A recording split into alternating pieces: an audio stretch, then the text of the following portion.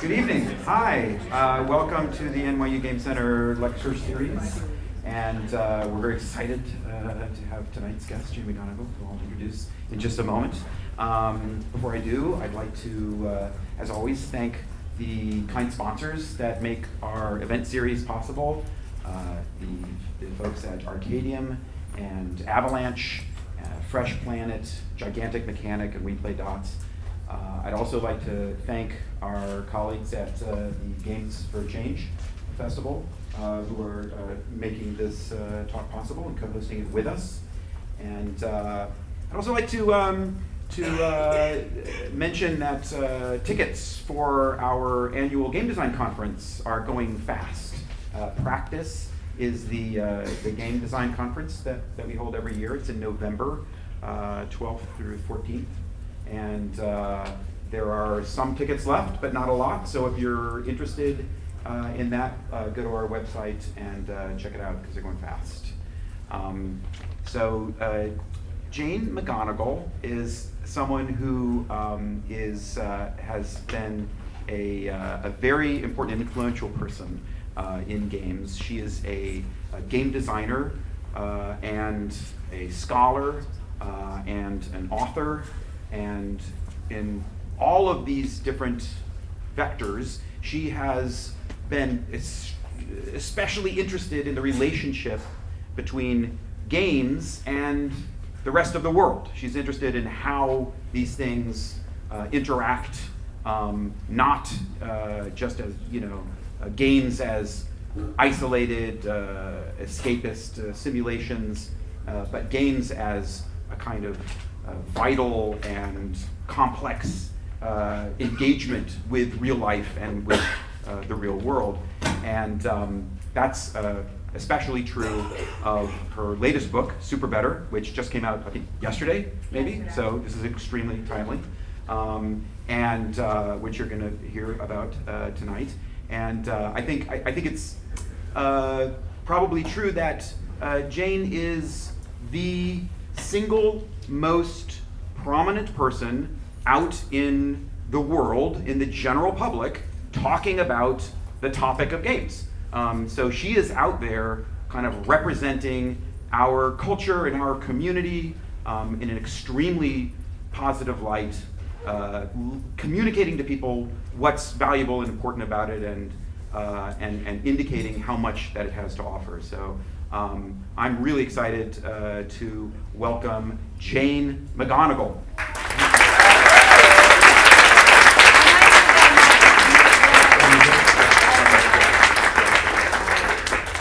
I was going to try to use the mic I'm wearing. Is it amplifying me effectively? It's actually not bad. Yeah? Okay, great. Because here's an interesting factoid that has nothing to do with my talk. So you guys know TED Talks? A bunch of scientists decided to analyze what makes a popular TED Talk. And they ran all sorts of studies and about topic and what the speakers look like. And they even had, my hair over here, so it doesn't do that. They even had people rate the talks with the volume off. Is it going to be annoying? That's really annoying, huh? Hold on, let's fix that. Is it still amplifying me? No. This is a bad mic. I'll use your mic. Okay. Yeah, maybe I'm going to use a handheld. Sorry. Yeah. Anyway, they found out that people liked and rated TED Talks exactly the same, whether they could hear the talk or whether the volume was off. And so they tried to figure out what made that true, and it turned out the single most influential thing for how highly rated a TED Talk is how many hand gestures the speaker makes. And there have been I don't know, like 10,000 TED Talks on the website, and they said, oh, by the way, the top 3 gesticulators are 2 other people, and I was the number 1 who made the most hand gestures. So, which is why I didn't want to use a handheld mic tonight, but I will try anyway. And so now you know practical advice. When you give a talk, use your hands a lot, and people will love it. Okay, so why don't we just start with some good news, which I've come all the way from San Francisco to deliver to you guys. Would you like to hear some good news? Yes. Here it is, the latest and greatest statistics. There are now 1.23 billion gamers on the planet. That's people who spend on average an hour a day playing video games. Ta-da. You guys, I thought you'd be more excited about it. I understand. Even though I know here we have an audience of people who make games and play games and study games, there are a lot of people who look at this number and they don't like it at all. They say bad news because we have this bias about games as being a waste of time. And they think of gamers as being people who waste a lot of time. And so I just find it maybe not helpful at all to use the word gamers, and I have a term that I prefer to use instead, a slightly more scientific term, which is this term here. Super empowered, hopeful individuals is a term that I prefer to use for people who spend, an average an hour a day playing video games. What is a super empowered, hopeful individual? That is somebody who feels inspired and empowered to tackle really tough challenges, and they use their gameful strengths like determination and resilience in the face of setbacks, the ability to learn from failure, to cooperate and team up with others, to have really creative strategies. Use all of these gameful strengths to engage with tough challenges wholeheartedly, and they're not put off by failure. They're willing to learn. They learn faster, and that makes them more ambitious and more optimistic as a result. So tonight we're going to talk about what it means to be a super empowered, hopeful individual, and is it possible to be a super empowered, hopeful individual in everyday life? If you're someone who plays a lot of games, does this translate into your daily life? And I thought I would start by just having us, to get to know what it means to be a super empowered, hopeful individual, we should really peer into the minds of one. So we're actually going to look at the brains now of a super empowered individual or gamer. How many of you guys have seen fMRI footage of like video games, right? Okay, so let's take a look, because I love looking at this stuff. This is from Stanford University, and so you can see the hot areas, the red, the yellow, and the orange, are where there's a lot of blood flow. More blood flow means more activation in that part of the brain. Blue is a slightly cooler color, but there's blood flow going on there. This is your brain on games. And as far as I know, Stanford University was the first lab to figure out how to get a PlayStation controller in an fMRI machine without blowing it up. So we have a debt of gratitude to Stanford University. And they did a really interesting study. They were comparing people playing the game, which you see here on the active side, with people passively watching the game. And so, we think that there are more benefits from playing a game than just watching someone else play, because there doesn't seem to be a lot of brain activity going on when you just watch someone else play a game. And when they really drilled into what were the specific regions of the brain and what patterns are getting activated in, they found two things. One region of the brain that gets really activated whenever you play a video game, and by the way, this is not just Stanford that found this has been replicated in labs around the world now, is this caudate thalamus region, which is the reward center of the brain, or the motivation center of the brain. This is the part of the brain that is associated with addiction as well, which is why you may have seen some very sensational headlines like video games activate the same part of the brain as cocaine, which is true. But the reason why this part of the brain is associated with addiction is that this is the motivation and willpower center of the brain. It's the goal orientation center of the brain. Whenever you have a goal, this part of your brain lights up. The more blood flow you have to that region of the brain, the more focused you are on the goal, the more motivated you are to achieve it, the less likely you are to give up if things get tough. So this part of the brain is great to be activated when you're trying to learn a new skill or you're trying to achieve an important goal. I mean, if you were practicing the violin and this were lit up, great, you're going to be a virtuoso.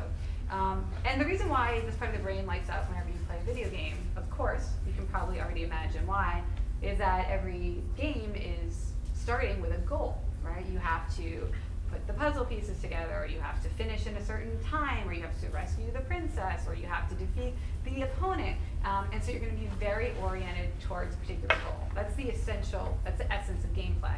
I accept your goal, I will try to achieve it. So we get that part of the brain lit up. The other part of the brain that always lights up when we play video games is the hippocampus, and lights up much more so than other times. And the hippocampus is associated with learning and memory.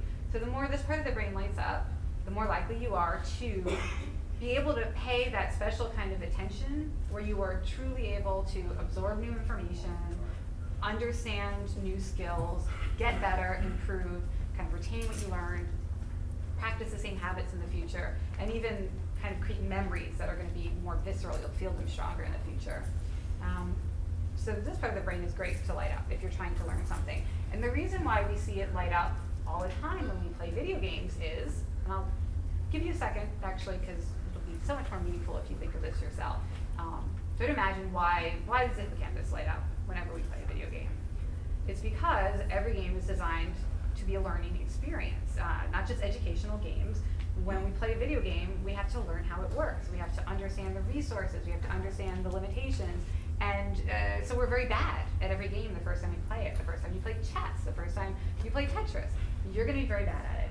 And therefore, you have to pay attention, learn, and get better. And because video games can get harder, the better we get, you're kind of always constantly learning. And so the hippocampus will fire up. As long as you are not finished improving at the game, you will be getting better.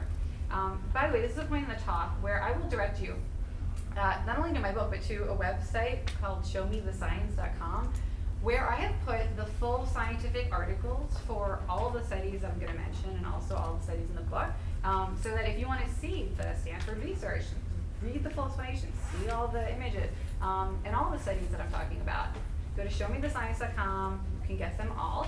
And I know you will remember this URL better if you say it out loud. So just do me a favor on the count of 3. Can everyone say show me the science, like show me the money? Okay? 1, 2, 3. Show me the science! Okay, good. So back to the science. One thing that's really interesting about the Stanford research that Stanford sort of was not thinking about this, but when I saw it, I started to dig around the scientific literature because I thought I spotted something particularly interesting, which is that these 2 regions of the brain are the same 2 regions of the brain that are underactivated when you're clinically depressed. So if you're clinically depressed, the reward center does not fire as usual, so therefore you have a hard time setting goals, anticipating success, being optimistic, finding the energy or willpower to do even ordinary tasks, let alone really tough tasks. And the hippocampus is also underactivated. So people who are in a depression, they're kind of like, more in this fog, and they're not able to fire up that sort of attention that allows us to really learn and improve. And this is interesting to me because one of my favorite things I ever learned when I was a graduate student studying games at UC Berkeley came from a psychologist of play named Brian Sutton Smith, who some of you might be familiar with his work. He's been studying play since the 1950s. He said this about 25 years ago after decades of study. The opposite of play isn't work, it's depression. And this makes a lot of sense, again, when you think about it intuitively. When you play a game, you're physically energized. I think we all know that from our own experience to be true. That can just give you this kind of physical energy. You're getting fired up. You're optimistic about your chances for success, and gamers are not a pessimistic group. We always think it's possible for us to win or get better. And when you're depressed, it's really the opposite of that. You're pessimistic about your own capabilities, and you lack that energy and concentration. So, just to be clear, this is literally the opposite of depression. So the neurological foundations of what it means to play a game is literally the opposite of depression. And I think that's really interesting to me. And so I kind of wanted to explore the idea, can we take advantage of the way that our brain is activated when we play games to bring the opposite of depression to everyday life? Can we be a super empowered, hopeful individual and really activate the same mindset? And so I spent 5 years studying this and doing clinical trials, and the answer is yes. And we'll talk about why, but I thought I would talk about why with a story. A story about this woman, who is not me, although we kind of look alike. This is my identical twin sister, Kelly, and she has written some really great books on psychology. She teaches psychology at Stanford University. She's kind of my pipeline for new studies and new research, which is very helpful for me.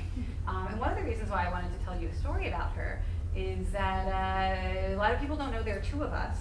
And people come up to her all the time and say, that game you made changed my life. And she's like, God, I don't make games. And then they come to me and they say, your willpower book changed my life. And I'm like, that is not my book. Literally, people do that all the time on Twitter. So now you guys know there are 2 of us. And we were collaborating recently. I wanted her to help me design some new quests for Super Better. And so I wrote to ask her for help, and she sent me this email. And she wrote, I think that would be wonderful, exclamation point, exclamation which is, that's genetic. If you have an email with me, it'll be at least 20 exclamation points in it. We can work on the questions together, count me in, I'm game. And I thought, oh, okay, this is good. Because this is language that we have for talking about what it means to be a super empowered, helpful individual in everyday life. I mean, just think about it for a minute. This is a phrase we're all familiar with. What does it mean when someone says to you, oh, I'm game? So actually just throw stuff out. What does it mean to you when you hear that phrase? Down for anything. Down for anything. Willing. Excited. Interested. Up for it. This is great. Okay, yes. So this is we know what this means. I'm game says I'm open-minded, I'm willing to try, I'm up for a challenge, not afraid, what's gonna happen, we're gonna fail, we're gonna learn something new, ready for adventure, and it sounds at least a little bit optimistic. I think this is really interesting because we can all agree that when someone says I'm game, or are you game, we're talking about something positive. And in culture today, we often talk about games in a very negative way or a dismissive way. And yet at the same time, almost everybody understands I'm game to be a very positive thing. So that's interesting. My new book and what I've been researching for the past 5 years is really about how to be game in everyday life. What does it really mean to be on game? And is there a connection, to video games and video game research? And it turns out that being game in everyday life, kind of tapping into that mindset of a gamer, it's associated with a lot of benefits that you will find detailed on showmethescience.com and in the book. So if you have this gameful mindset, you can activate the same regions of the brain and the same rhythms in everyday life. It's associated with less depression and anxiety. You're better able to cope with stress. You recover faster and more fully from illness and injury. You have closer relationships with the people you care about most. Higher goal achievement in school or work or sports.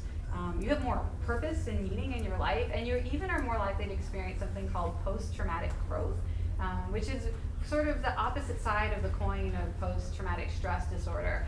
It turns out that many people who experience a traumatic event or a major change in their life, like an illness or injury, come out feeling stronger and braver and happier and more able to spend time on the things that matter most to them. They feel like they're leading a better life, even if something terrible happened to them.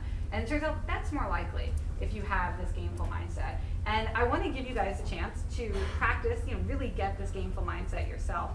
So you guys knew this was coming, right? Obviously, we have to play a game because that's the best way to experience a gameful mindset. And you can really make sure you're getting a gameful mindset if it's a game you've never played before, which, by the way, people ask me, a lot of times older people ask me, what game should I be playing to, have cognitive gains and not lose all my memory and my skills? And just play a new game every week. Because if you have to learn a game from scratch, you're really going to get the hippocampus firing. So how do I ensure that we play a game that no one here has played before?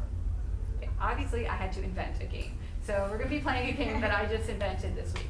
And it's a little bit like Scrabble. So everybody knows how to play Scrabble, right? Do you guys all have a Scrabble tile? Yes, everybody has your Scrabble tile. Does anyone not have a Scrabble tile? We can get you one. Oh my goodness. Thank you, amazing partners, to get you guys a Scrabble tile. Okay. Now, I'm going to tell you about this wonderful game we're going to play. It's just like Scrabble, except it's massively multiplayer Scrabble.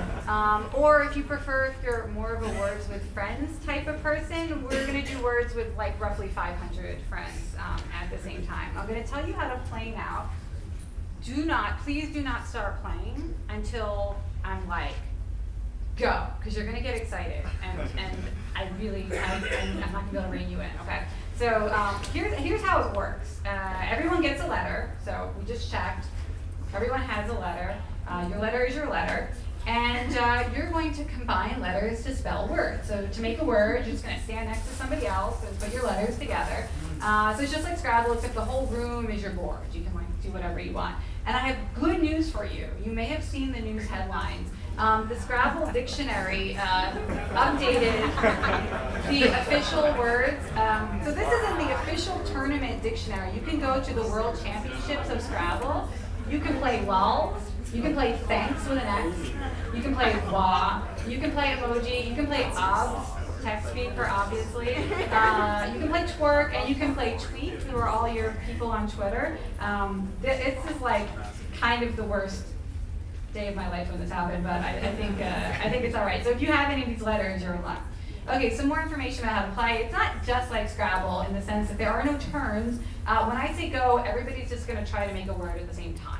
Okay, so you will have 60 seconds, and good luck to you. Embrace the chaos.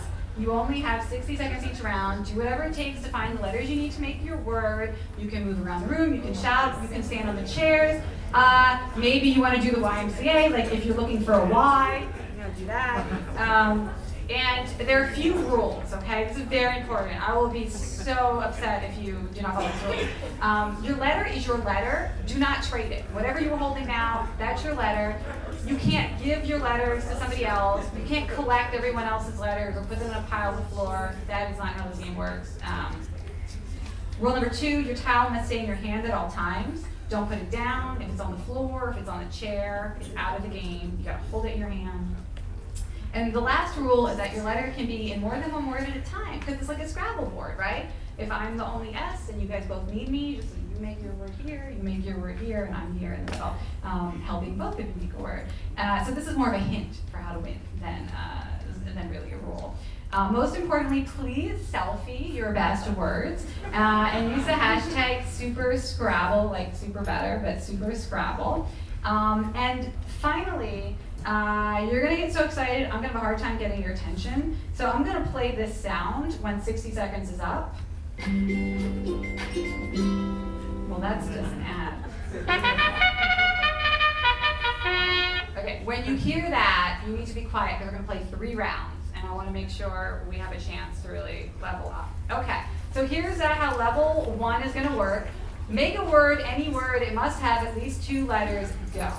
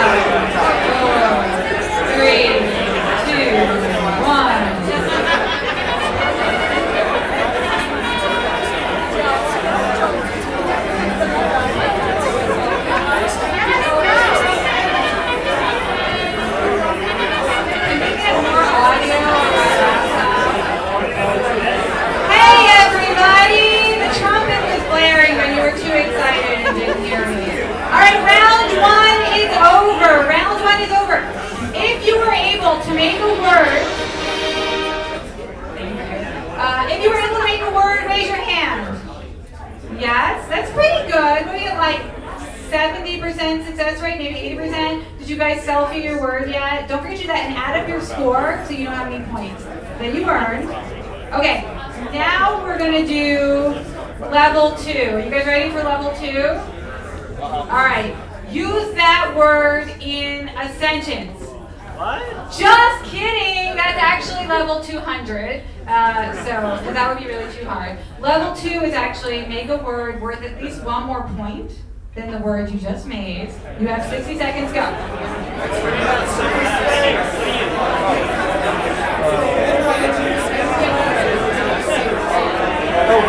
Where's an L? Who's an L? Give me L. L. L. L.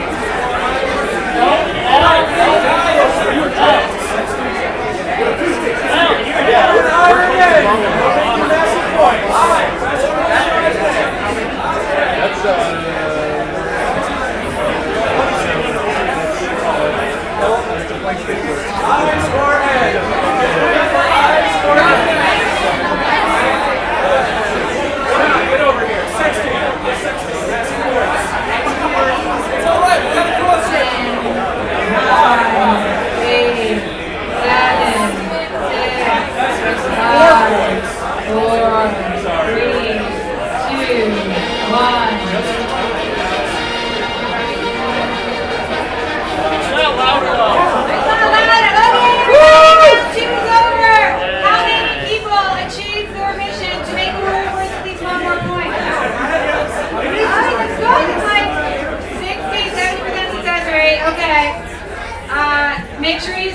your word because I want to see these on Twitter or Instagram or something. Now that everybody knows how to play, now we really test our skills. We're going to play in co-op mode.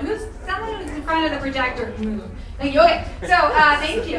It is now us against the internet. I have just now asked people on Twitter to propose words that you will have to spell. Here are the people on Twitter proposing words to you. I will make these words bigger. So these are the words that they came up with.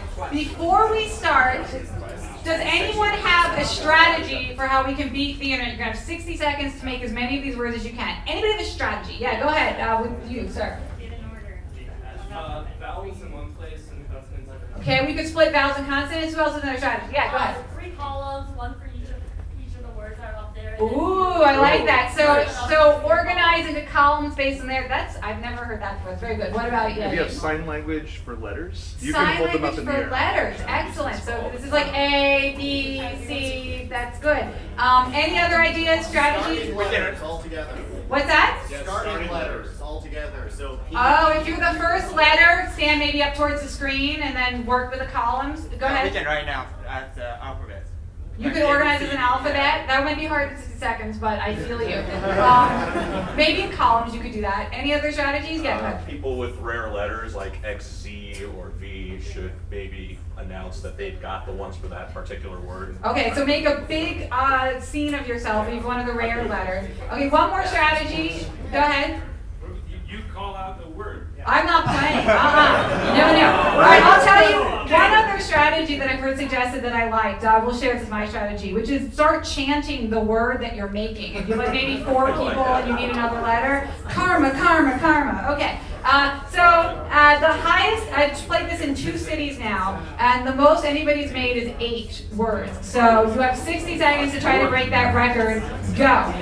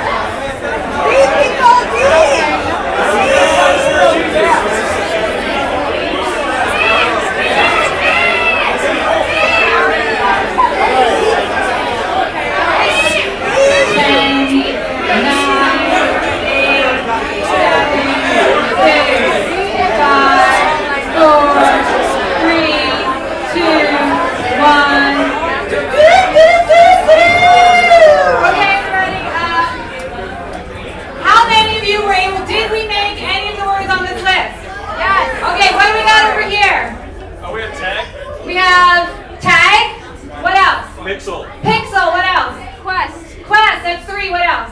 Din, that's 4, what else? Choir. Which one is it? Choir. We have choir too. Choir, what else? P, we've got 6, what else? What was it? Sport, we got 7. Sal. Sal, that's 8. Sun. Sun, 9. Son over here. Oh, that's it. You guys broke the world record. 9 words. All right, congratulations. Hold on to your Scrabble tile because there's one more quest we're going to do with them in a little bit. That was very good. Very good, you guys. World record. That was awesome.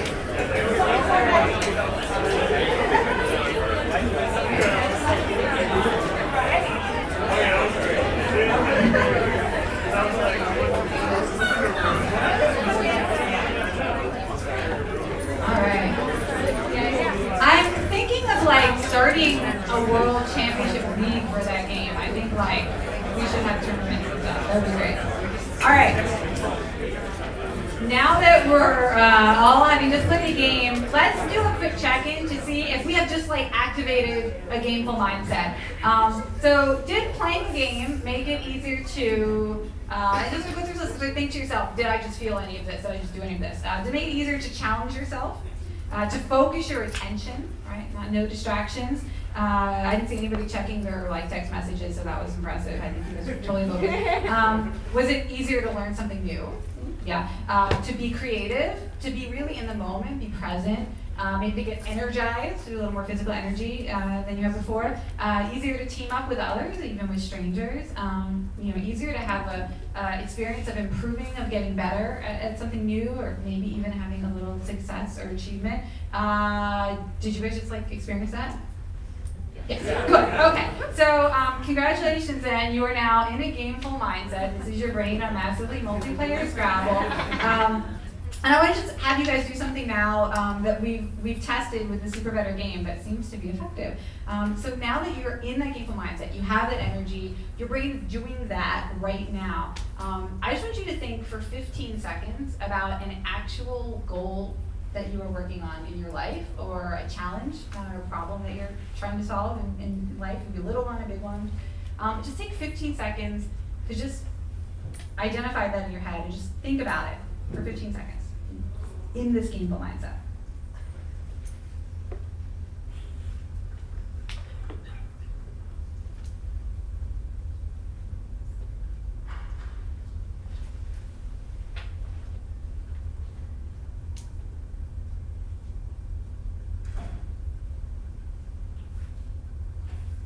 Okay, good. So what we're doing with that is we're just starting to build the bridge between being in that state of gameful play and thinking about real life challenges. Because it actually turns out that it's that simple. You can build the bridge between the gameful mindset by thinking about real life goals and challenges as soon as you finish playing the game. So you've got a good gameplay session. And then you use it as a springboard for thinking about the next goal you want to tackle, not in the game, but in your everyday life. You can actually take advantage of all of the sort of brain state that you just created, which is really cool. And I want to teach you a little bit more that we've discovered. And actually, this is something someone else discovered, and it has to do with a game called Hedge Wars. So have you guys seen this game? Do you guys know Hedge Wars? This is an open source game. Let me show you a little bit of it if you've never seen it before. It's kind of like Angry Birds, but a little bit more complicated, and you can do co-op or competitive. And it's open source, and you guys totally check it out.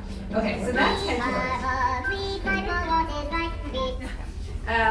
Now something really weird starts to happen to people when they play this game in the same room. This is why Hedge Wars is a really interesting game. If you go to Show Me the Science, you'll see these studies. It's by some programs in Finland where they study video games. They found that when people play Hedge Wars in the same room, they start to make the same facial expressions as each other. They start to breathe at the same rate. So actually hook them up to something that measures their inhalation and exhalation. So their breathing starts to sync up. They're inhaling and exhaling in the same rhythm. Their heart rate, so they start to measure, they have a heart rate monitor, and their heart rates actually converge on the same pulse, 80 beats per minute, or 70 or 90. They start to sync up their brain waves so that you actually see the same regions of the brain getting activated in the same rhythm. So their neurons are starting to mirror each other. And all of these changes start to happen almost immediately with minutes of starting to play Hedge Wars together in the same room. So this is like, wow, Hedge Wars is a pretty amazing game. But in fact, it's not just Hedge Wars. I totally lied. It's all games that do this. All video games, it has been shown, when you play them in the same room, they create these effects. Hedge Wars just happens to be the first scientific paper to publish on this effect. But you'll see, and you can see this like in ordinary life, people really do start to adopt the same body language and the same posture. And that is actually just a physical manifestation of what's going on in the brain. The reason why the breathing and the heart rate and the body language and the facial expressions start to sync up is because of what's going on with the mirror neurons. And let me kind of explain that to you. Actually, let me show you this first, and it's easier to do this way. This is just a slide of what mirror neurons look like. You can see sort of 3 phases of gameplay. There are 2 different players, and you can see that as they're doing different things in the game. You can see how similar the activation is, right? They're really firing up the same regions of the brain. So that's what we mean when we say mirror neurons. And when you actually look at blood flow patterns, they're almost identical. Why does this happen in video games? Because if you look at the research literature, this seems to happen more quickly, more efficiently when we play video games together than when we do other things like have a conversation, take a walk together, watch a movie together, or even play most card games or board games. So some card games or board games will have this intense effect, but like Monopoly and Scrabble do not. So why is that? It has to do with something called theory of mind, which is a fairly well-known idea in psychology, developmental psychology, and it's short for having a really good theory of what's going on in someone else's mind. So if I have strong theory of mind, it means I can kind of look at you and think, oh, he's probably thinking about X, and he thinks that I'm thinking about Y, and so he's going to do Z. It's like in that Princess Bride movie when they're if I were you, I would put the poison in my cup, so therefore I would not drink my cup, but you would know I would think that, so it's in your cup. So you know what I'm talking about. That's theory of mind. So if you don't know what I'm talking about, you should leave this seminar now and go watch Princess Bride. Okay, so theory of mind, we tend to actually develop really strong theories of mind when we play video games with other people, because in order to play a video game effectively with anybody else, you have to really get inside their brain. So if you're playing competitively, you're trying to beat your opponent, you're trying to anticipate the moves they're going to make, you're trying to figure out where they're going to go next or what their strategy is. So your brain starts to try to emulate your opponent's brain. And the same thing happens if you're playing cooperatively, because you have to team up. So you have to understand what you're going to do next, or what you think your strategy is, where you're going to navigate, so that we can work together effectively. So this has been shown to happen both co-op mode and competitive mode, which actually blew my mind, because I used to tell people that it's better to play co-op mode because we just sort of made intuitive sense that you cooperate, you'll have a stronger social bond. But in fact, multiple studies have shown that this happens more strongly in competitive than co-op, because you really try to get in somebody's brain when you're trying to beat them. And so when you're getting into someone's brain, so you're getting these mirror neurons, and then the body starts to reflect it, because our physical body is an outward manifestation of our mindset. If you are in the same physical space as someone else, you will start to subconsciously perceive the way that your bodies and facial expressions are mirroring each other, and that motivates your brain to sync up even more. And this actually happens in non-game settings. If we're having a conversation and we're really hitting it off, we might start to sort of mirror each other's body language, and then our brain will subconsciously perceive, like, oh, we really have a lot in common, and we're really getting along well, and then you start to feel more positive emotions, and you mirror each other more, and it creates what they call an upward spiral effect. But this only happens if you can see the other person's face, or if you can see their body, or you can hear their tone of voice. If you can't perceive any of that, we might have a mirror neuron effect because we're trying to beat each other in the game, but I don't know we have a mirror neuron effect, so it kind of stays a low level. If we're in the same room, it gets really intense.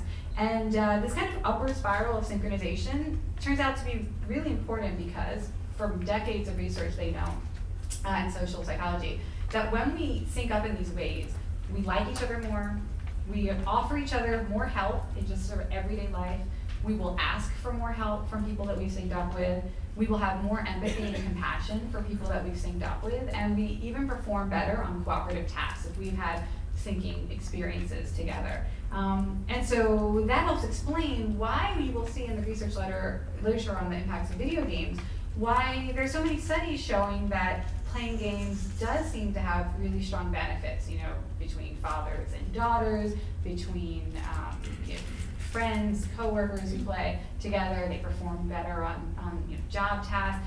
We see a lot of this in the literature, and the synchronization really helps explain why, because you're having this powerful sort of mind-body syncing up. And just as a reminder, this is true even of the games that people associate with hostility or aggression, but it only happens if you're playing in the same room. So yes, trying to beat strangers online does make you more aggressive, and it does boost your testosterone, and it's not going to give you these benefits. But if you play with people in the same space, you will get them, even if it's a violent game or even if you're, trying to kill people. Good, okay. Now I want to show you something else about the mirror neuron effect that comes from studying musicians. I think it has some really interesting applications to video games. It's maybe for future research that could be done here at NYU. That would be great. And this is kind of a complicated study. So I'm going to walk you through the 4 columns here. I'm just going to not get any more text messages for a while. So let's start with the second column. So what you're seeing here is a brain scan of somebody playing the piano, like a concert pianist. And you can see this is the most activated brain. They're playing a really difficult piece of music. On the other side of it, the first column is somebody in the audience listening to that piano player, and it's somebody who knows how to play the piano. Okay? And you will see that there's actually a lot of similarity in between these two sort of brain scans. It turns out that if you know how to play a musical instrument, when you listen to someone else play that musical instrument, you actually get a lot of the same mirror neuron effect, even if you're not playing yourself. But look at the third column. That is somebody who does not know how to play the piano. They don't know any musical instruments. And you can see they're listening to the song, nothing's happening, because their brain has no idea what is required to play that song. They can't try to emulate the pianist's brain because their brain has never done it before. So they have nothing to base it on. So there's no mirror neuron effect if you don't know how to play the piano, listening to someone else play the piano. And then the fourth column is somebody who does not know how to play the piano, who is asked to sit down at a piano and try to play the song they just heard. Obviously they can't do it, but they're still like trying to, they're playing the piano. And you can see here, they're kind of activating some of the same regions, but it's not the same. They're working harder in some ways because they have no idea what they're doing. And it's a little bit, but not so much. So the two brains that really mirror each other is not the two people playing the piano. It's actually the person who knows how to play the piano was just listening. And the reason why I think this is interesting for the future of video games is, we have this growing culture in the last few years of people watching other people play video games. And this is interesting because if you know how to play the video game, you might be having this mirror neuron effect. And I think on one hand, this helps explain part of the rise in popularity of things like esports. This is here at Madison Square Garden, the North American Championships for League of Legends, which is now officially more popular than the Stanley Cup. I think Frank Lance, you were sharing that data. Like more people came to this than to see the Stanley Cup this year, which I thought was such a cool factoid that I'm stealing from you, Frank. Wherever you are, thank you. Obviously, one reason we like watching people play in these formats is that it's great to watch a virtuoso at something, right? I mean, we can learn from them. We can really admire how they've elevated the art of playing this game. They've elevated strategy. But I think also something's going on where we're actually getting as, activated. Our brains are practicing along with the players if we understand how the game works. So that it really is more engaging than, say, just watching TV. And it's also interesting to think about, platforms like Twitch or YouTube gaming, to think about, not only are we watching people play games that we probably know how to play, so we're getting a little bit of the mirror neuron effect, but now we can see their faces, we can kind of hear their voices and see their body language. It makes me think that this might start to bridge the gap between when we say you have to play a game in the same room as someone else in order to get these benefits, to maybe we don't have to, and she won't feel anything because she can't see you, but you might feel something for her, which I think will be something interesting to study as we go forward. So I leave that to any of you who are looking for research topics. Please study that so I have science for my next talk. So now that you understand mirror neurons, this is all of your brains on massively multiplayer Scrabble. You were all just playing this game together.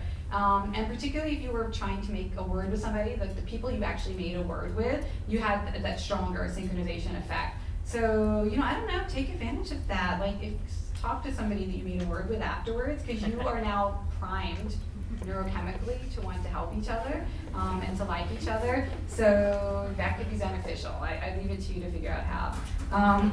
So the last thing I want to talk about is just, why am I so obsessed with brains? It's not just because I'm a science geek. I mean, I've always been a science geek, but I really studied more psychology than neuroscience when I was in graduate school. But 5 years ago, or 6 years ago now, some of you may have heard the story before. I hit my head and I got a mild traumatic brain injury, also known as a concussion.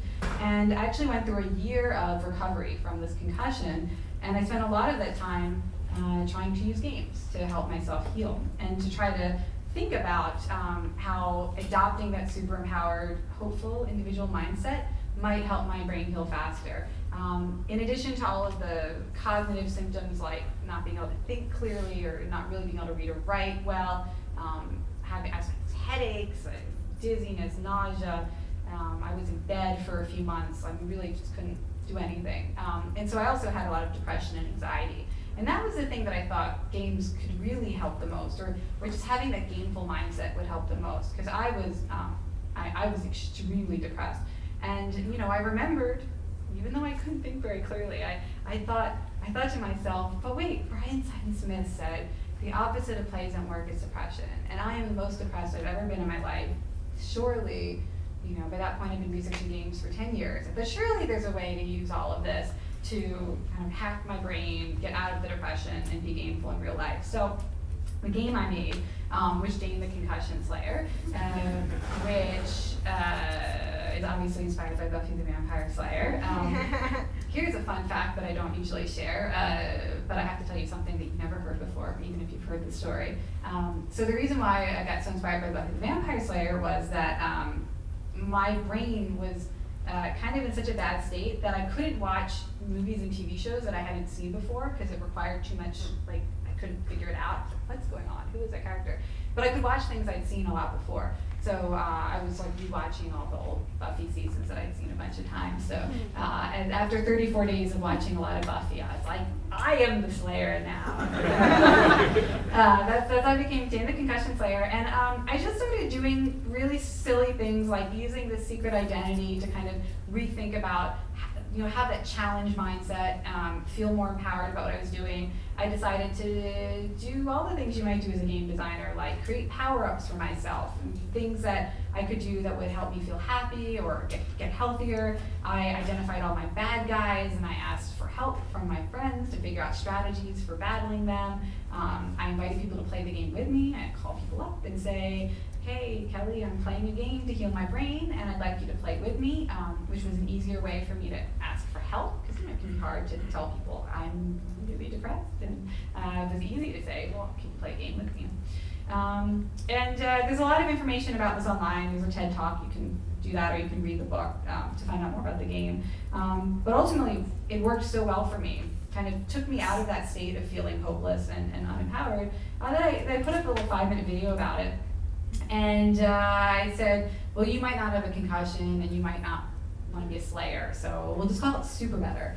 And the term super better, which you may have heard before, but I also don't usually explain where it came from. When I was having the recovery process, my doctor first told me, you'll be better in a week. I came back in, you're not better? Okay, some people it takes a month. Okay, I come back, I'm still not any better in a month. She says, okay, well, the people who don't get better in a month, they're usually better in 3 months. But if they're not better in 3 months, then it'll take a year. And if you're not better in a year, this might be like permanent, you might be stuck this way. And so I was really trying to come to terms with the idea that I would never get back to normal. And everybody's sending me messages like, get better soon. That's what you do when somebody's sick or injured. They say, get better, feel better. And to me, that meant get back to normal. Right, and I was trying to live with the possibility that I might not be able to do the things I used to do, or do the kind of work that I used to do, or be the person I used to be. So I just said, I may never get better in that sense, but I can be super better in that I can become a stronger, new, braver, cooler, more badass version of myself, and that will be a different person. But it might be a better person. And this was before I knew about post-traumatic growth. It's just sort of this idea that I would, through this fire, forge myself into this new, super better version of myself. So this video went up, and then weird, because it's the internet, weird things happen. And people started sending me videos, and they were doing blogs, and then on Facebook messages about how they were playing this game. And they were telling me all the challenges, they were using the same simple rule set, you know, adopt a secret identity, collect power-ups, battle bad guys, you know, recruit allies, go on quests. And it was for all kinds of things, you know. There was a woman who just retired who wanted to get in shape and be sexy to her husband at 70. I mean, that was a cool challenge. You know, a woman with chronic insomnia, someone with clinical depression, a new mom who was really stressed out and had some postpartum depression, somebody who just wanted to lose weight. Philip, my new friend Philip here, who has a terminal cancer diagnosis, untreatable, uncurable. He started playing the game to get super better. And then I started to hear from people tackling really intense challenges. The one that really made me want to study this and understand what was going on was a young man named Aaron Wingborn, who had just been diagnosed with ALS a few months earlier, and he decided to try to use this super better method to leave a positive legacy for his 8 and 10-year-old daughter, who he knew that he wouldn't be around to see after a few years. And I thought, this is crazy. How can what I had sort of invented that was it sounded so trivial, kind of silly, actually be helping people who are dealing with really difficult things?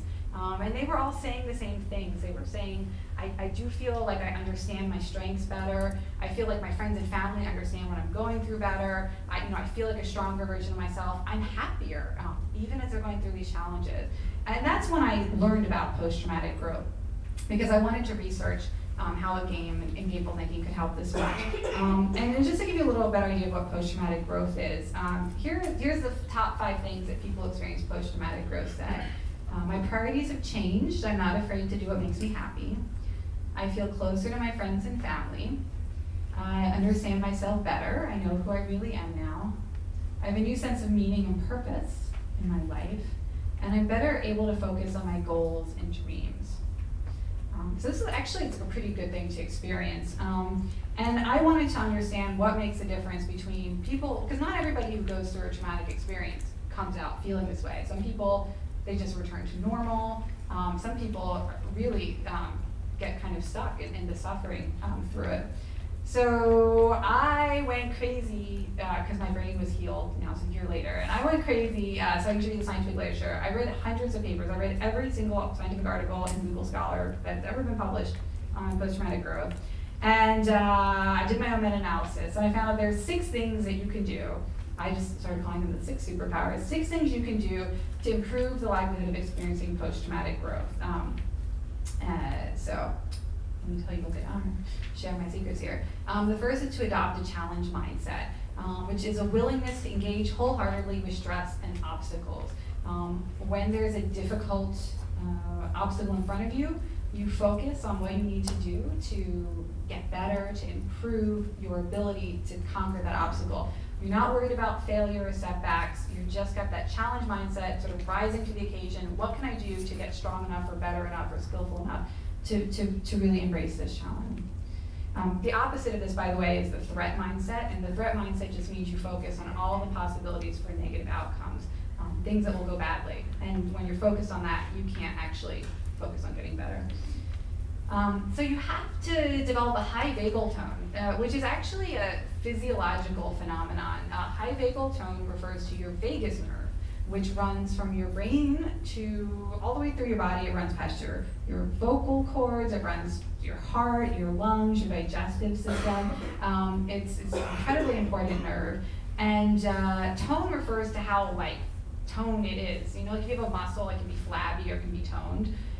If this nerve is really responsive and strong and you can really do a lot to it and it'll snap right back into shape, that's called having high vagal tone. And it turns out it's actually the best measure of resilience to stress. So if you're going through mental stress or physical stress, like an illness or injury, the more in shape your vagus nerve is, the more resilient you are. And it turns out that the best way to increase the strength of your vagus nerve is to experience positive emotions. So this is really interesting. Here's a tip, by the way. Look at pictures of baby animals. If you need to improve your vagus nerve tone, anything that provokes a quick burst of positive emotion is going to increase your vagal tone. So if you happen to have high vagal tone, if you happen to be able to provoke positive emotions really easily, you're more likely to experience post-traumatic growth. Connectedness, if you have 2 people that you feel like you can talk to honestly about your problems or challenge, 2 people you can ask for help or advice. That's considered the degree of connectedness necessary for post-traumatic growth. So you have to be willing to ask for help. 4 is taking committed action. That means doing at least one thing every day that supports your deepest goals and values. So committed action, that means you're spending time and energy on things that in the whole grand scheme of life you think are most important. So that might be, I want to learn something new every day, or I want to use my creativity to make things that inspire others, or I want to be a good parent, or I want to honor, God by living a life that reflects my spiritual beliefs. You might have all different values that are most important to you. Committed action means spending at least a few minutes every day doing something that honors one of those values. So if you're doing that, even if you're in pain, even if you're stressed, even if you're overscheduled, even if you're depressed, you're more likely to experience post-traumatic growth. Psychological flexibility, which means an openness to negative experiences and failure. So if you have high psychological flexibility, it means that you are not afraid of negative thoughts and feelings. If you have some anxiety, you'll do it anyway. If something embarrasses you, you'll do it anyway. If you're kind of beating up on yourself, you say, well, it's okay. I don't feel great about myself today because I don't have to be happy all the time. This is a part of dealing with my challenge. So it's kind of the opposite of having an escapist mindset, trying to block out all the negative things. Positive reappraisal is the last one, and that's the ability to identify benefits or new windows of opportunity. So, things aren't going well. What's some new outcome that you could have that might be considered a win? So from my experience, obviously, creating a game that was helping other people deal with challenges even bigger than mine, that for me, that was the new window of opportunity. I never would have been able to do that if I hadn't gone through my challenge. So the thing that really struck me is I looked through the research literature and identified these 6 kind of superpowers that it takes to have post-traumatic growth, is that, this is exactly how game designers create super empowered, hopeful individuals. Now, this is not, if you're in a game design class, I'm not saying they're going to tell you, here's how you design a game. First, get them in a challenge mindset. Now increase their vagal tone, make them take committed action. Although I'd like to see a game design class that's taught like this. I think maybe I should do that. That would be fun. But this just actually happens to be the kind of thing we get players to do, and without intentionally thinking about it. Just to give you an example, in my own Super Better or Jane the Concussion Slayer, you can kind of start to see how this works. So adopting my secret identity or my avatar of Jane the Concussion Slayer really helped me get into the challenge mindset, because I was focused on what I could do to be strong and use my strengths like courage and determination, instead of thinking about all of the ways that I might be weaker or things that I was afraid of happening in the future. Collecting power-ups is really a way to increase your vagal tone. So, when I had my concussion, my power-ups were things like cuddling my dog, because I could do that in bed, or looking out the window for something interesting, so try to feel the positive emotion of curiosity. So actually, every power-up in that sense is increasing your vagal tone. Every positive emotion you feel in a game increases your vagal tone. Recruiting allies, asking people to play a game with you, is a way to increase connectedness. Battling bad guys. So, in Super Better, we require that you battle a bad guy every day. So, do one thing that's hard for you, do one thing that's painful, do one thing that makes you anxious, do one thing that you might fail at, so that you develop the skill of psychological flexibility. We have quests in Super Better, and obviously quests in a lot of games, which is, concrete things that you do that you are prepared to do right now. You have the resources, so that you're spending, your time and energy making progress towards a goal that matters to you. And then we also do something in Super Better that I call epic wins. And that's just about looking for positive outcomes that you didn't plan. That's our sort of positive reappraisal process. Looking for new kind of wins that you would not have imagined before you started going on this journey. So that's really, how to be gameful or how to get super better. Challenge yourself, collect power-ups, battle the bad guys, complete quests, recruit allies, adopt a secret identity, go for epic wins, and I want to making an app just to sort of help people track what they were doing in daily life along these rule sets. Over 500,000 people have played it, and we collected data from all of them to kind of figure out what power-ups actually seem to help people the most. What bad guy strategies seem to work the best? What can allies do that are most helpful? And we ran a bunch of studies. We ran a randomized controlled trial at the University of Pennsylvania with 250 people with clinical depression, and we found that it significantly decreased depression. It actually eliminated 6 symptoms of depression in 6 weeks of every day activate 3 power-ups, complete 1 quest, and battle 1 bad guy, connect with 1 ally. Players also experience less anxiety, greater life satisfaction, and higher self-efficacy. Self-efficacy is the feeling that you are in control of your own life, that you can actually effectively solve problems in your life. We also ran an NIH-funded clinical trial at Ohio State Medical Research Center, which was just with patients with traumatic brain injury, ages 15 through 20. We wanted to see if they could get super better. And this was really impressive. So 75% of the patients with a brain injury were able to follow these rules and get the daily dose of 3 power-ups, 1 quest, 1 bad guy battle, 1 ally connection. After 30 days, the patients were significantly less depressed and anxious, higher self-efficacy, and their family and friends benefited too. That was really interesting. The people who were taking care of them, who were recruited as their allies in the game, also were less anxious and more optimistic about their loved one. And we just released this information last week because we had our research accepted to the American Congress of Rehabilitation Medicine next month. We did a controlled variation of the trial, and the super better players actually experienced significantly faster recover from traumatic brain injury symptoms, which means I need to do some more research to find out why that is. Because I honestly thought, in my experience, that I was just treating my depression and anxiety. I will give you a clue as to what I think is going on. A lot of researchers now think that post-concussion syndrome is actually the same thing as post-traumatic stress disorder for people who have a brain injury. That what we typically call post-traumatic stress disorder is actually part of that brain injury. So obviously a method that contributes to post-traumatic growth would be effective for treating post-traumatic stress disorder. That's what I think is going on, but we have to do more research. Okay, so that's what's in the book. It's a result of all of our research and getting stories and data from 500,000 players. If you want to use the app or the online version, it is free. It's available in the App Store, it's on Google Play, it's online, and I made a special game for you. If you register, or if you're already registered, go into your profile and add a group code. Your group code is Jane is my ally, and you will get access to a set of power-ups, bad guys, and quests that nobody else gets. So that's cool. All right, so speaking of allies, the very last thing that I wanted to do is give you one more quest. This is gonna be your first quest now that you know all about Super Better and how it works. I want you to take your Scrabble tile home with you, okay? Because it is a clue to a secret mission that you need to figure out. I want you to look at the letter and think of it as a clue to this question. Who could you be an ally to this week?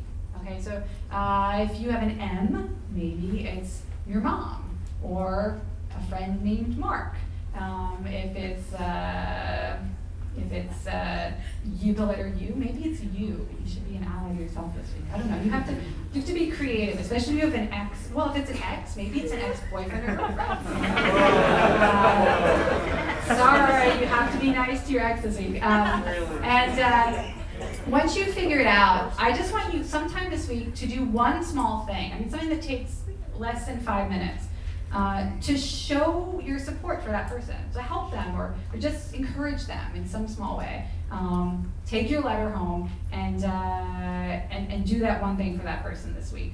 And if you actually do that, would you please tweet it at me or use the hashtag to tell me what you figured out was your secret mission, because I would love to stay in touch and hear about it. And I'm following back anybody who completes this mission successfully. So tell me if you completed it successfully.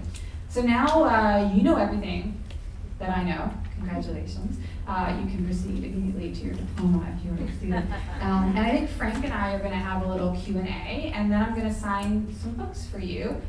Thank you, Dad.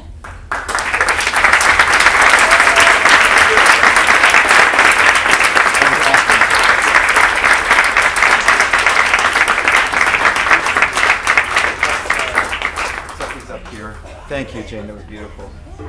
Do we need to share a mic? No, I think I have a lavalier. Yes, it's fancy. I have the one with the back. Yes, you can sit here. How does that? Yeah, this is amplifying my voice, isn't it? Yes. Oh, how about these? No, she wants the one with the back. Okay. Yes, and then the other one with the back is like super better, so don't use that one. It's too tall.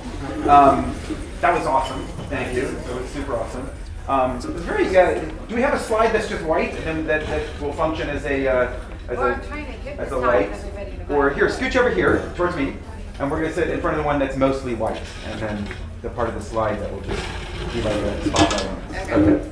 So, That's not working. so yeah, I'm going to ask you. Oh, there you go. That's good. Yeah, That's much good. better. Thank you. That was great. I'm going to ask you a couple questions, Yeah. and then we'll open it up maybe to get one or two questions from the audience, and then move on to the book signing and let you go because I know you're exhausted and have been traveling, and we really appreciate you coming by. I wanted to ask you about inspirations and influences. You mentioned Brian Sutton Smith. Mm-hmm. Are there any other people that got you started or that you have been inspired by? Yeah. There's this wonderful book that people may get assigned here called Finite and Infinite Games. James Carse. By James Carse, Mhm. yeah. Former NYU guy. Which, when I taught games, I assigned it, but I always was like, spoiler alert, because it has like the greatest last line of any book. I'm just going to ruin the book for you now. This whole book is about the difference between finite and infinite games. In finite games, you play to figure out who wins. So it ends with a score or, yeah, I won. In infinite games, you just play to keep going. Like I'm trying to make Super Scrabble sort of more of an infinite game because we have a hashtag, so you can go back and see other people are playing it. You can make them, you can come up with words for them. The more people play, the better. We never want the game to end. So it's a whole book about the difference between the two. And then the last line, do you remember the last line of the book? No. The last line of the book is, there is but one infinite game. Zing! That makes sense. Because it's life, you guys. Life is the only infinite game. And obviously that's a big influence to me in thinking about that. And then the other book I really recommend is The Grasshopper. It's like games, play in utopia. I forget what the subtitle is. But it has the most bold philosophical argument that I just adore, which is if we lived in a utopia and we'd solved poverty and solved war and solved disease, the only thing that we would do, we would have to play games constantly because otherwise we would go crazy. We would need to invent these challenges for ourselves because we are wired to be happiest when we're trying to solve problems. And I think that that's like a really, yes, if we solved all our problems, we would have to make new problems. And I do think that is the role that games play today in some people's lives. It does seem like there's a similar thing that happens when you go to a play, when you read a novel, when you watch a movie, that you're kind of experiencing tension and release. When you look at the studies that talk about the positive effects of games, are they comparing that to other kinds of forms of culture and other works of expression? Yeah, I mean, so a lot of what we experience in other art, so the theater is a good example because I just saw Hamilton this afternoon, and you guys should sell your used clothing to buy a ticket because it is that good. That'd be enough. and so I got a ticket for $140, which was not that bad on StubHub. It's worth it. It's worth it. You feel positive emotions, like elevating emotions. They talk about that a lot in theater. You feel awe and wonder. The vagus nerve does get activated. If you've ever gotten goosebumps, like at a concert or listening to music, or you get that sort of choked up in your throat watching a viral video, you are getting the vagus nerve activated. The difference seems to be in whether you're activating the hippocampus and the reward center, meaning when you watch a play or read a poem, you're not motivated to do anything. In fact, the biggest researcher in this area, Jonathan Haidt, has said he thinks watching inspiring movies actually decreases the likelihood that you will go out and do something awe-inspiring because you've had this sort of pleasant experience of it without getting that motivation center of your brain. Interesting. So I think games will ultimately prove to be more helpful because not only are you feeling a positive emotion, your brain is like, go do something, go solve a problem. One of the things that your book doesn't mention, and I think you are kind of like careful to avoid, is the term gamification, right? So this is like a. Have you read the book, or you just know that? I've actually read the book. That's amazing. Yes. Just because it just came out. I read it yesterday and loved it, and it's great, and everyone should buy it. It is 450 pages. You totally did not read it yesterday. I did. Quiz me. Really? That's Yeah. impressive. So I did speed read it. I mean, I'm not gonna. Okay, so I'm gonna No, tell you you. can look in the index. Can I tell you the truth? Yeah. I made a game to get me through the book because I knew I had to complete it. So every time I finished a chapter, I got to watch more of American Ninja Warrior. I was watching the finals. Don't tell me. That was- No You haven't seen the spoilers, finals? no, I think we're going to talk about the no, finals. no, If you have not seen the finals, American Ninja Warrior No, is do pretty not good. tell So, me all right, you I won't tell you what have happens. Ninja Warrior. I won't tell you what happens. All right, but that was my game to get through the book. I played that game writing the book. Okay, there you go. I did. I really did. Okay, so what's the difference in your mind between the people who say talk about gamification and what you do? Okay, so first of all, I think most people will derive the most benefit from playing ordinary video games. I don't think you have to turn things into games to get the biggest benefits. I think you can play Super Mario Maker, you can play Tetris, you can play whatever you want to play. There is sufficient scientific literature to suggest that if you are trying to be better in some way, you can do it with a regular game. You don't need a special game layer on top of your life. And even when I've made projects where I tried to solve a problem, I tried to make an actual game that I just thought would help address it. And so that's why I don't use the term gamification, because I just think we should make and play actual games. And super better is weird because it's not really a game. It's more of a method, but it's also not gamification, because I'm just trying to get you to learn how to hack your brain, Right. And to think like a game designer when it comes to your own life. So, yeah.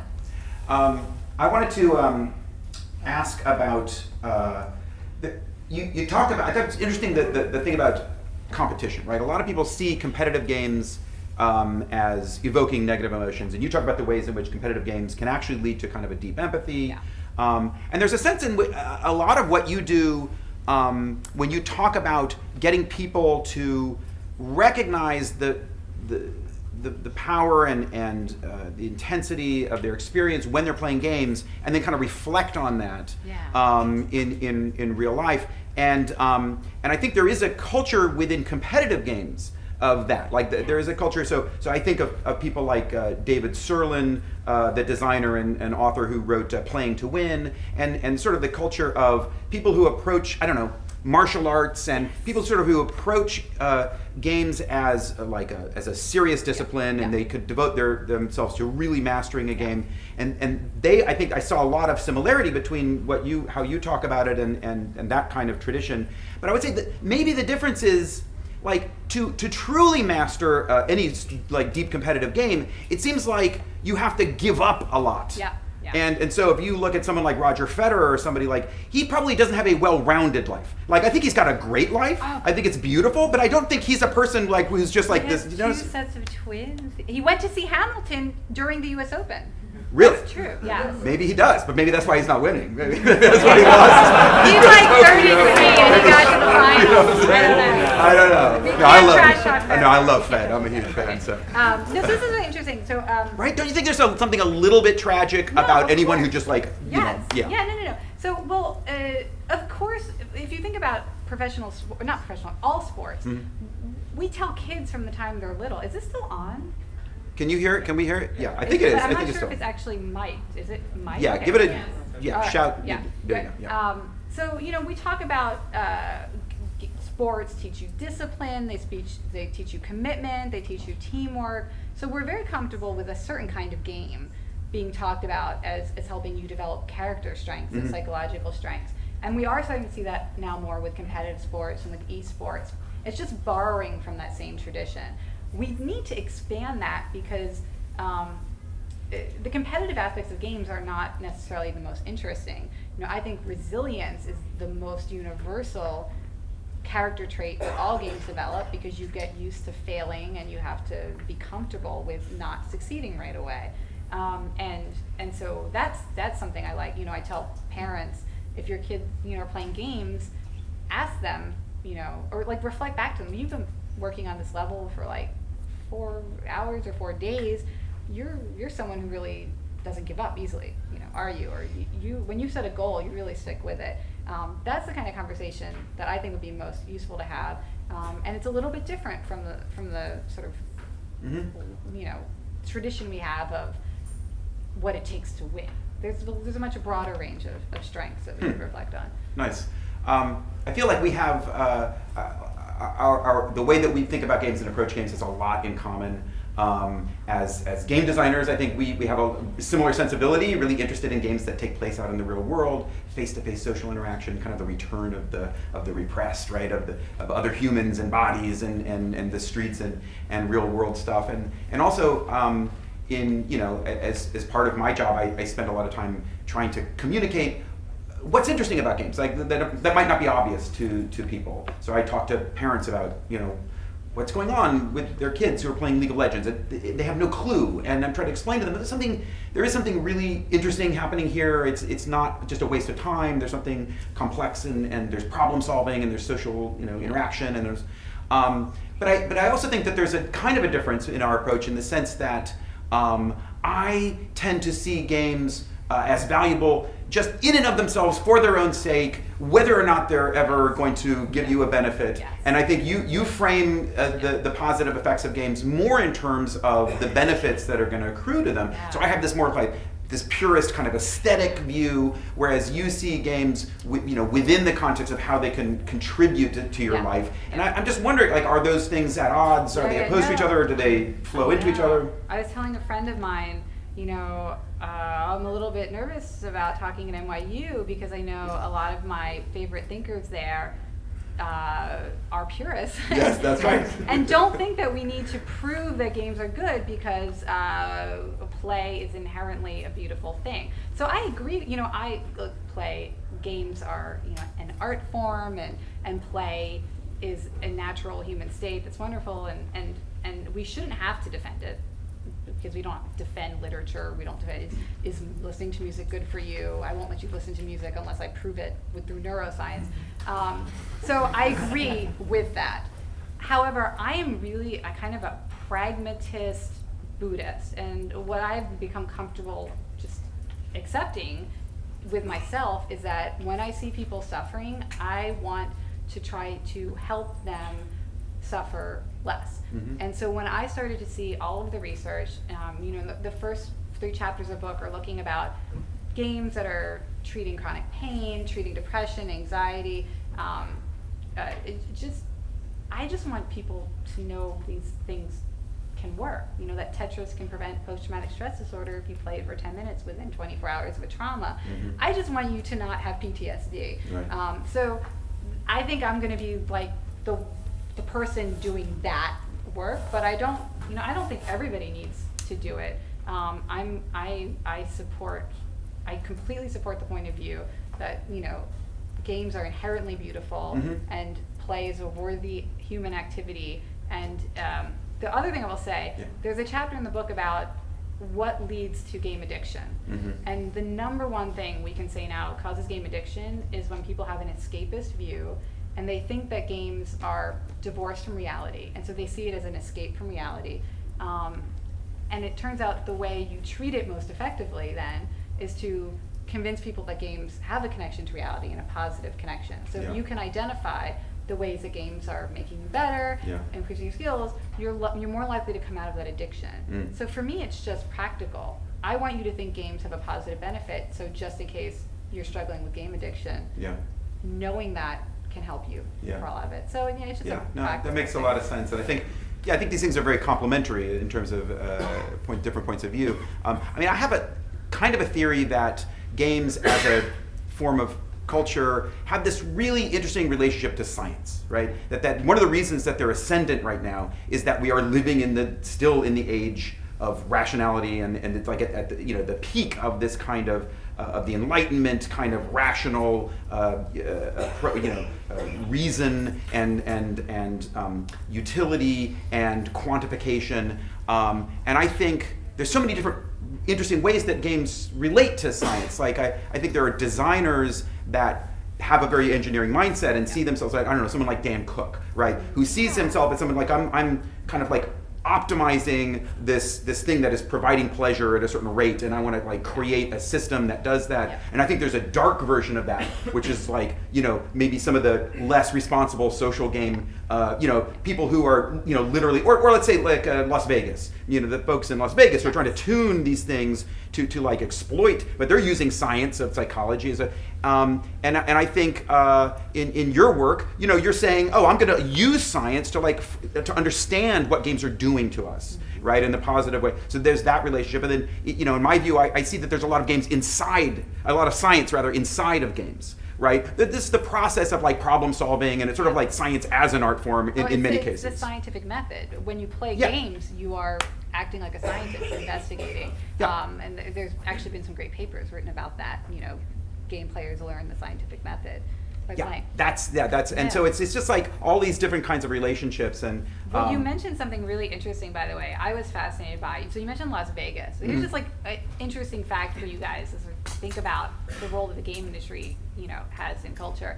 So casinos and lotteries are freaking out. I was actually invited to Rome to talk to the people who run the world's lotteries about video games, because casinos and lotteries are finding that people under a certain age, so right now it's like, under 30, are not interested in games of luck. Yeah. And they think it's because this generation is used to playing games of skill, and where you want to be playing games where your choices and performance has an effect on the outcome. So there are casinos now that are trying to invent new games where they can still take your money, but to try to reach the gamer generation. And the lotteries were like, what would it mean to have a lottery that you can be good at? I love that question. That's an amazing question. I mean, think about it. You buy a lottery ticket, and then instead of just like waiting around for them to say the number, you're looking at it, you're thinking about it. It's like an acrostic or a Sudoku. And then we were trying to think, what does social lotteries look like? Yeah. It's like take social gaming and apply that to lotteries. Yeah, but like the good part of social game, where you're Yeah. looking at other people and like, okay, if we can Cooperative. combine these two tickets, Exactly. Maybe we should start a Yeah. company I mean, that does this. Could be good. All right, one more question, then we'll open it up for Q&A, and then we'll let you sign books and stuff, which is, I guess, so one of the things I like about following you on Twitter is you have very good taste in games. I know that you like Roger Federer, you're a big Survivor fan, and you like American Ninja Warrior, we know, no spoilers. Do you know, and you have a twin, so do you know about twinning? Twinning is my new favorite reality game show. So I'm just going to clue you in. I heard of this. I heard about Yes. it, and I said, what the hell? There's a reality show about twins, Yes. and I am not on it? Yeah, it What? has you written all over it. It's on VH1 right after Naked Dating. It's a horrible, it's awesome and terrible. It's like the worst and the best. I'm going to clue you in. You should watch Twinning. Okay, wait, and root for Spencer but and I'm gonna Skylar. clue you. Spencer, right? Who's with me? Spencer, I'm going to Skylar. clue you We guys need a voice. in. There's a new reality show from South Korea that is like super popular that is all about playing different games. It teaches game theory. It's crazy. It's the smartest reality show ever. Does anybody know what it's called? Does anybody know? Is it Running Man? No. It's they all play like game theory games. There's the golden ball, right? No. That was that. Okay, That was so a what British, you need to British do one. is Google survive. Rob has a podcast. Oh. South Korea game.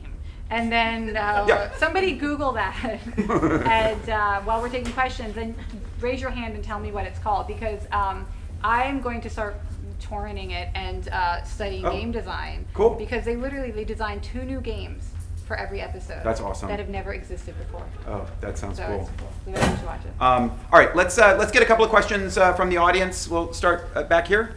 Yes. Is that Christian with his hand up? Christian? Okay, so Yeah. the name of the game show they're talking about is Genius. The genius, yes, that's it. Good. That's the way to do it. And then my question is, was about like when you're talking about the vagal nerve and everything. Yeah.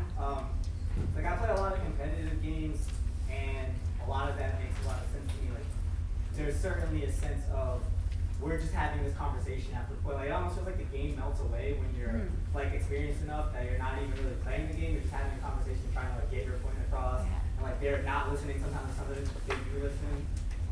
So with the idea of playing games with people in a different room, like do you have any insight about playing games with people that you know already?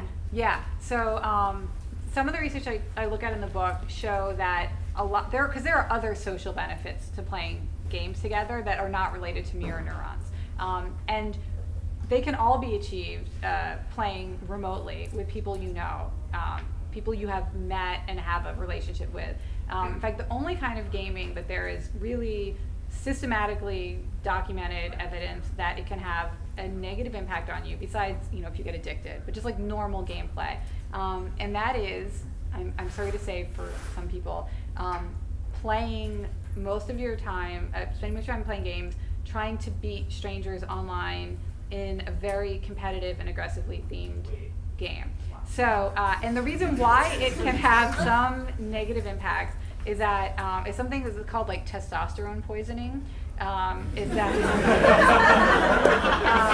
you're basically jacking up your testosterone, which can make you more impulsive, more aggressive, more hostile, less compassionate or empathy. Now, I will say there may be people who would like more testosterone. They want to be more aggressive in a negotiation for like a salary, or they want to speak up more. And I don't know. If you want to boost your testosterone, you could spend all your time playing these games. But that's the only kind of gaming documented to consistently have some negative effects. You can still get cognitive benefits. You'll be smarter. You'll improve your spatial intelligence, your information processing. You'll still have that steady mindset, superpower to implement. But you also might be more of a jerk. So play against people you know in everyday life, or have a team, be on a team with them, trying to beat strangers. That is the best thing to do. Cool. Yes. Hi. So my question is around games and resiliency. So I know that it makes a lot of sense that you play games with people who you're more resilient as a person. But like with growth mindset, which you can have a growth mindset in certain areas of your life, but fixed mindsets in others. Yes. Is there what's the research around like applicability of resilience? Okay, that is a great question. Which, if you guys heard.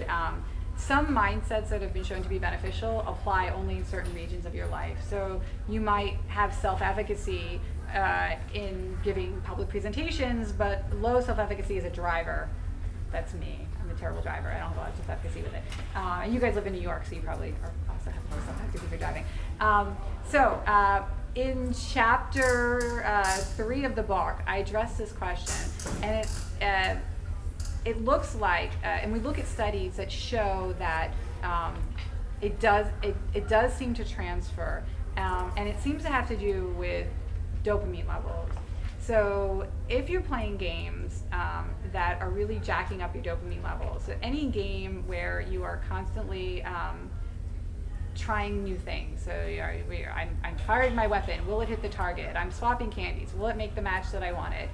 Every time you make a move or in a game, you get a little dopamine hit because your brain is preparing to learn from your action. It says, oh, I'm either going to be successful, yay, win, feel great, or I will fail and I need to pay more attention. And dopamine we usually think of as being like a pleasure. The more dopamine you have, the happier you are. That's why you get addicted to things that boost your dopamine. But the purpose of dopamine is to help your brain learn. So it feels good, but you're really just getting your brain ready to learn.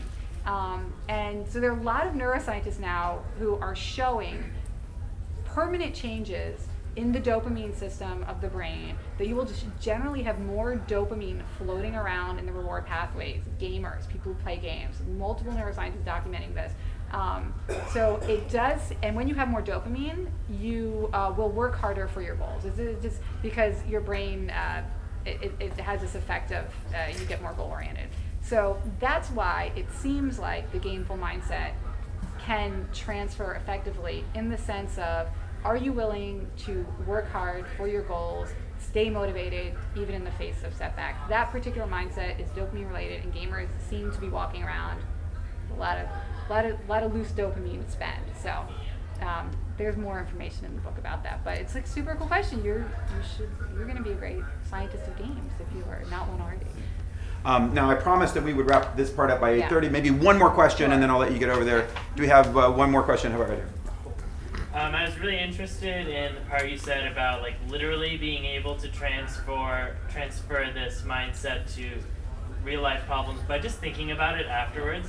Made me think about maybe if my kid really doesn't want to eat broccoli, like should I give them ice cream first so that they like enjoy the broccoli afterwards? It might prime them to associate with something favorable. And also, like, is to the opposite. Is there ever a benefit of, you know, like, does this mean that if I'm like, there's something I really don't want to do, like right now I'm training for a half marathon and like it's kind of hard to run sometimes.